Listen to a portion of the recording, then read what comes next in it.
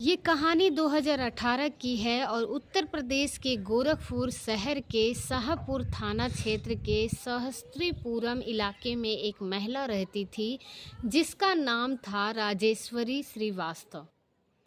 लेकिन सब उसे प्यार से राखी श्रीवास्तव कह के बुलाते थे। राखी का परिवार गोरखपुर में ही रहता था, मगर वो अकेली सरस्वतीपुरम में रह रही थी। वो वहाँ अकेली क्यों रह रही थी, इसका कारण आगे चलकर सामने आएगा। राखी की पड़ोस में एक परिवार रहता था जो मूल रूप से बिहार का था। इसी परिवार का एक सदस्य था मनीष सिन्हा। मनीष बिहार के गया जिले का रहने वाला था और डिफेंस में नौकरी करता था। वो अक्सर अपने रिश्तेदारों से मिलने शाहपुर इलाके में आता था और राखी की नज़रें कई बार मनीष से टकराई और धीरे धीरे दोनों के बीच बातचीत होने लगी। बातचीत दोस्ती में बदली और फिर दोस्ती प्यार में। दोनों ने तय कर लिया कि वो शादी करेंगे, लेकिन राखी को यकीन था कि उसके परिवार वाले इस शादी के लिए कभी राजी नहीं होंगे। इसीलिए उसने मनीष को सुझाव दिया कि वो कोर्ट मैरिज कर ले। इसके बाद वो खुशी खुशी मनीष के घर जाने को तैयार थी। उनकी योजना के अनुसार दोनों ने कोर्ट मैरिज कर ली और शादी के बाद मनीष ने राखी को अपने घर बिहार लेके गया जिले में गया और शुरुआत में सब कुछ सामान्य था। राखी ने परिवार के साथ जल्द ही तालमेल बैठा लिया और कुछ समय बाद मनीष अपनी ड्यूटी पर लौट गया और कुछ दिन यूं ही बीत गया। फिर मनीष ने छुट्टी ली और घर वापस आया। उसने फैसला किया कि वो अपनी पत्नी राखी के साथ हनीमून पर जाएगा। उन्होंने नेपाल घूमने का निर्णय लिया और 1 जून 2018 को दोनों फ्लाइट से नेपाल पहुंचे और वहां उन्होंने 3 दिन रुकने का प्लान बनाया। इन 3 दिनों में वो अलग अलग जगहों पर घूमे, मस्ती की और एक दूसरे के साथ अच्छा समय बिताया। फिर 3 जून की शाम को उनकी वापसी की फ़्लाइट थी। मनीष ने राखी से कहा, सामान पैक कर लो, हमें घर लौटना है। लेकिन राखी ने साफ इनकार कर दिया।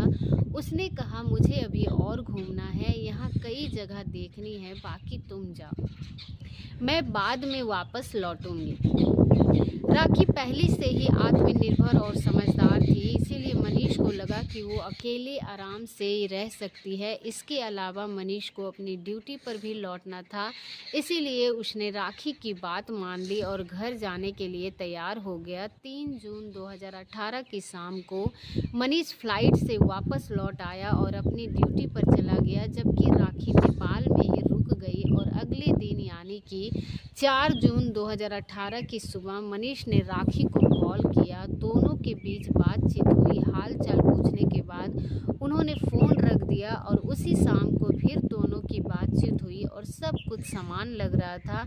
लेकिन 5 जून की सुबह जब मनीष ने फिर से कॉल किया तो राखी ने फ़ोन नहीं उठाया। पहले तो मनीष को लगा कि शायद वो सफ़र की थकान के कारण सो रही होगी, लेकिन जब पूरा दिन बीत गया, राखी ने फ़ोन नहीं उठाया तो वो बेचैन होने लगा और फ़ोन लगातार रिंग हो रहा था, मगर कोई जवाब नहीं मिल रहा था। शाम तक जब स्थिति नहीं बदली तो मनीष को अजीब लगने लगा। उसने देखा कि राखी ने सोशल मीडिया पर कुछ पोस्ट लाइक भी किए थे।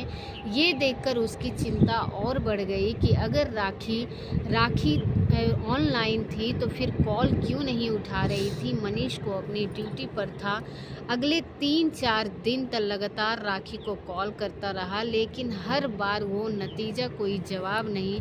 अब उसकी चिंता हद से ज़्यादा बढ़ चुकी थी। करीब 2 हफ्ते की छुट्टी लेकर मनीष सीधे अपने घर पहुंच गया।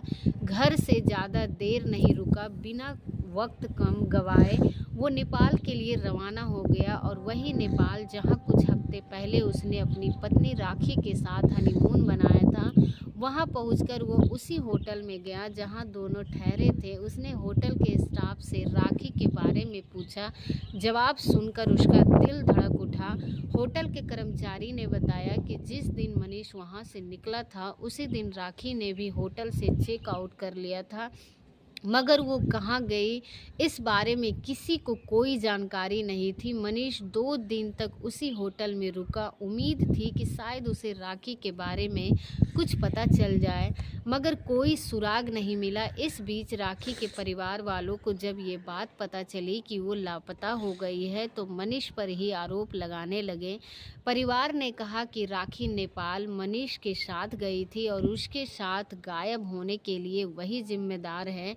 आखिरकार 24 जून 2018 को राखी के भाई अमर प्रकाश और परिवार ने मनीष सिन्हा के खिलाफ एफआईआर दर्ज करवा दी। शिकायत में मनीष पर राखी के अपहरण का आरोप लगाया गया। पुलिस ने तुरंत कार्रवाई करते हुए मनीष को गिरफ्तार कर लिया, लेकिन मनीष अपनी बेगुनाही की दुहाई देता रहा। उसने पुलिस से कहा कि राखी उसकी पत्नी है और वो भी उसे खोजने की कोशिश कर रहा है, मगर पुलिस ने उसकी बातों पर सीधा भरोसा नहीं किया और मामले की जांच शुरू कर दी।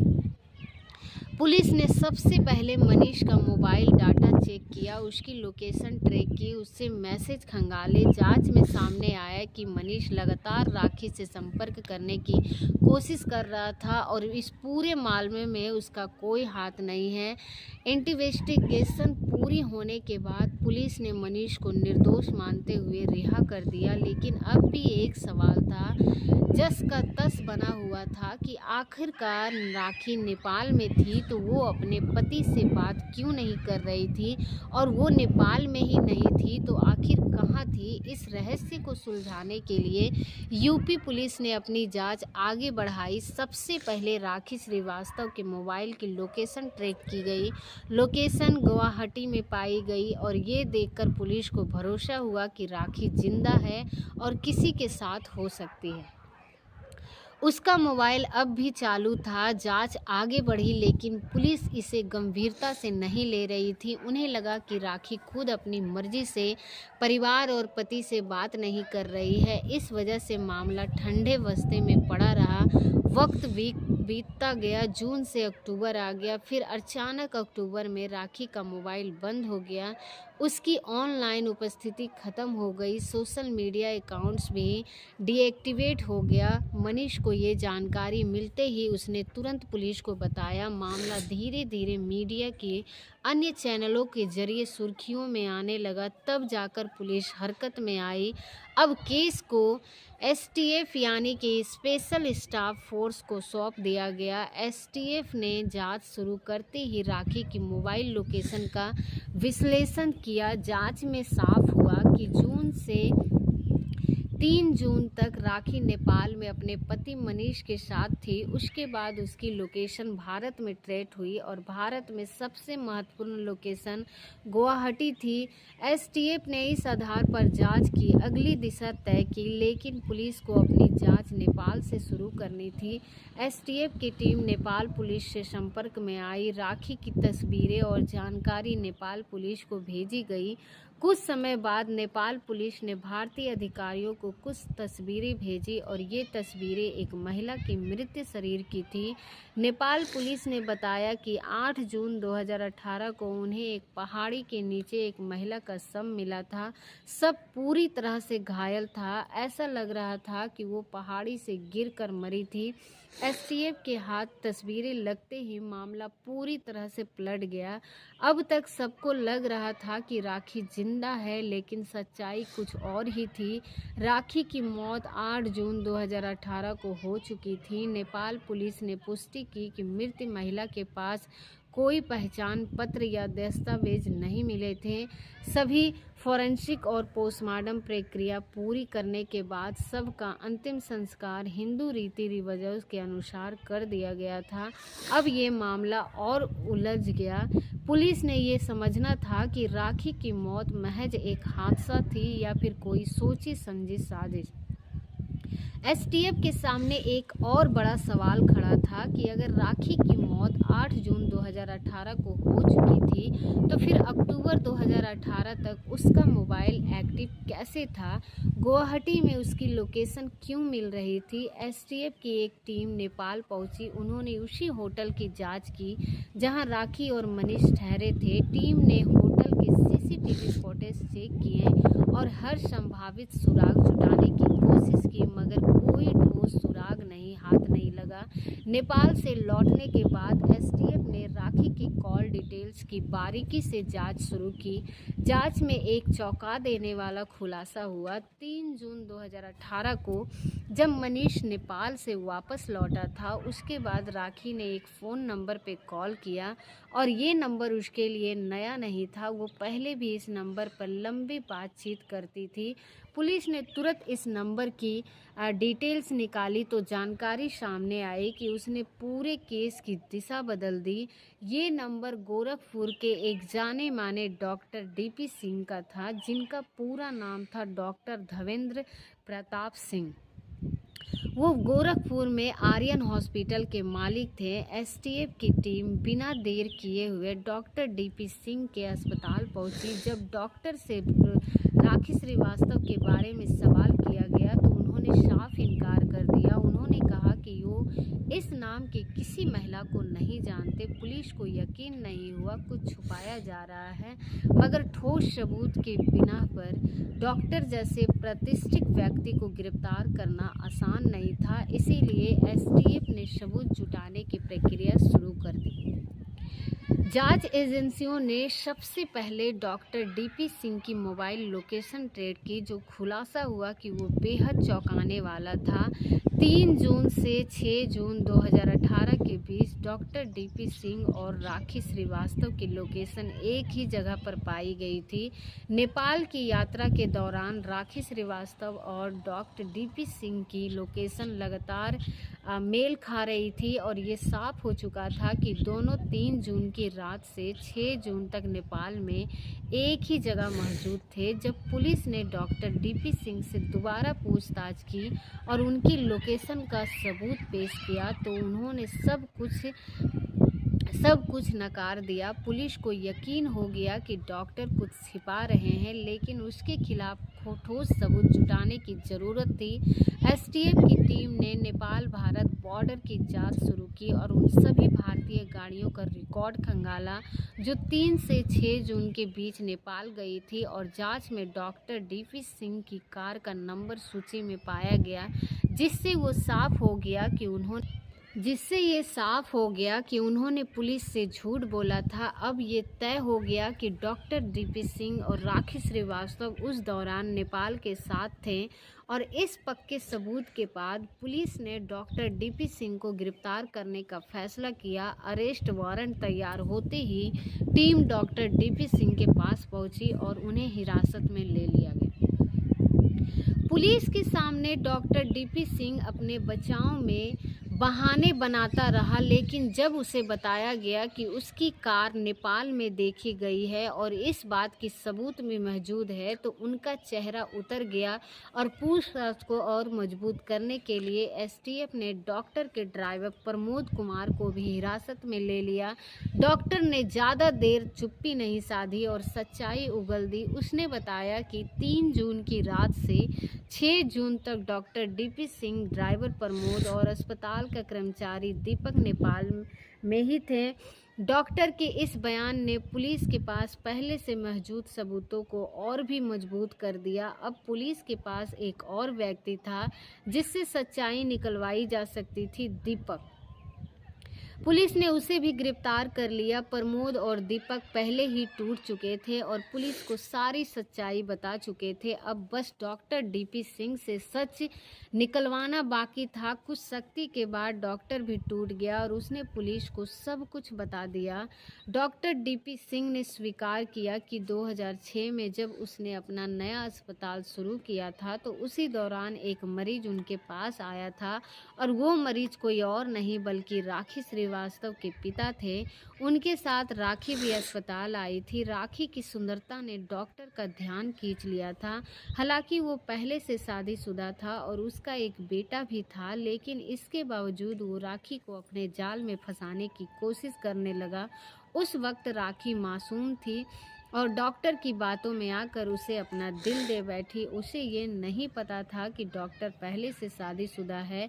धीरे धीरे उसका रिश्ता आगे बढ़ता चला गया, लेकिन 2011 में राखी को सच्चाई का पता चल गया कि डॉक्टर पहले से शादीशुदा है और ये जानकर वो भड़क गई। उसने डॉक्टर से दूर होने का फैसला किया, मगर डॉक्टर डीपी सिंह को राखी का दीवाना हो चुका था, उसे छोड़ने के लिए तैयार नहीं था। इसी वजह से उसने 2011 में गोड्डा के एक मंदिर में राखी से शादी कर ली। और जब राखी ने अपने परिवार को इस शादी के बारे में बताया तो वो बेहद नाराज हुए और इस सदमे में राखी के पिता का निधन हो गया और परिवार वालों ने उसे घर से निकाल दिया। घर से निकाले जाने के बाद राखी गोरखपुर के सरस्वतीपुरम इलाके में अकेली रहने लगी। उसका खर्चा डॉक्टर डीपी सिंह ही उठाया करता था। डॉक्टर अपनी पत्नी को बिना बताए राखी के साथ लिविंग इन रिलेशनशिप में रह रहा था। हालांकि उनकी पत्नी उषा को एक दिन इस बात की भनक लग गई। जब उसे पता चला कि डॉक्टर ने दूसरी शादी कर ली है तो उसने डॉक्टर के खिलाफ एफआईआर दर्ज करा दी, मगर डॉक्टर ने किसी तरह अपनी पत्नी को मना लिया और उसे एफआईआर वापस लेने के लिए राजी कर लिया। और इस घटना के बाद डॉक्टर ने राखी से दूरी बनानी शुरू कर दी। तो राखी को साफ नज़र आ रहा था, वो महसूस कर रही थी कि डॉक्टर अब ना तो उसके पैसे दे रहा है और ना ही समय। इसी दौरान राखी को पता चला कि डॉक्टर डीपी सिंह की बच्ची की मां बनने वाली है। ये जानकर उसने डॉक्टर पर दबाव बनाना शुरू कर दिया। उसने डॉक्टर को धमकी दी कि अगर उसे छोड़ने की कोशिश की तो उसके खिलाफ रिपोर्ट दर्ज करा देगी। डॉक्टर इस स्थिति से बेहद परेशान था। एक तरफ उसका परिवार था और दूसरी तरफ राखी का दबाव। इसी दौरान राखी का गर्भपात हो गया और बच्चा पैदा नहीं हो सका। और इस घटना के बाद डॉक्टर ने राखी से पूरी तरह दूरी बना ली और उसे पूरी तरह से नज़रअंदाज करने लगा। लेकिन राखी अब भी डॉक्टर को ब्लैकमेल कर रही थी। वो कह रही थी कि अगर डॉक्टर ने उसका साथ छोड़ा तो वो उसकी कुछ निजी तस्वीरें समाज और उसकी पत्नी को दिखाकर उसे बदनाम कर देगी। डॉक्टर इस तनाव में डूबता जा रहा था। वो किसी भी तरह राखी से छुटकारा पाना चाहता था। इसी बीच 2018 में राखी की मुलाकात मनीष सिन्हा से हुई, जो बिहार का रहने वाला था और डिफेंस में नौकरी करता था। डॉक्टर से संबंध बिगाड़ने के बाद राखी को एक नए साथी की तलाश थी। ऐसे उसने मनीष से कोर्ट मैरिज कर ली थी। शादी के बाद दोनों नेपाल घूमने गए। हालांकि 3 जून 2018 को मनीष नेपाल से वापस लौट आया, लेकिन राखी वहीं रुक गई।